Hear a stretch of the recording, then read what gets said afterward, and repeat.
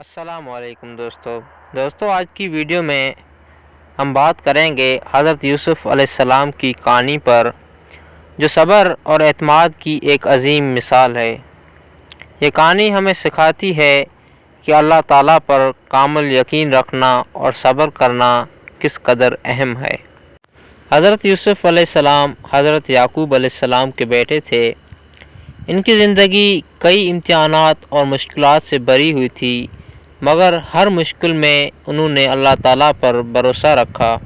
جب حضرت یوسف علیہ السلام چھوٹے تھے تو ان کے بھائیوں نے جیلسی کی وجہ سے انہیں ایک گڑھے میں پھینک دیا اور پھر انہیں ایک قافلے کو فروخت کر دیا۔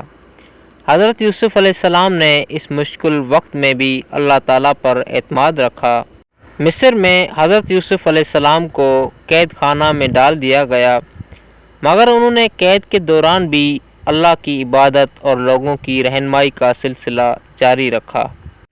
ایک دن مصر کے بادشاہ نے خواب دیکھا جس کی تعبیر حضرت یوسف علیہ السلام نے بتائی۔ حضرت یوسف علیہ السلام کی تعبیر نے ملک کو آنے والی قید سالی سے بچا لیا۔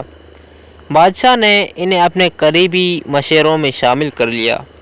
وقت آیا کہ حضرت یوسف علیہ السلام کے بھائی بھی اس قید کی وجہ سے مصر آئے تاکہ کھانا خرید سکیں۔ حضرت یوسف علیہ السلام نے اپنے بھائیوں کو پہچان لیا، لیکن انہوں نے اپنے بھائیوں کو ان کی شناخت ظاہر نہیں کی۔ آخر کار جب سب کچھ واضح ہو گیا تو حضرت یوسف علیہ السلام نے اپنے بھائیوں کو معاف کر دیا اور انہیں اپنے والد کے پاس واپس بھیجا۔ حضرت یعقوب علیہ السلام اور ان کی فیملی کے ساتھ دوبارہ ملے اور سب نے ایک خوشحال زندگی گزاری۔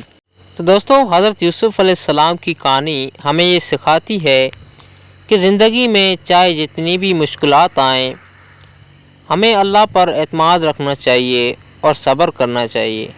اللہ تعالیٰ ہر مشکل کے بعد آسانی دے گا۔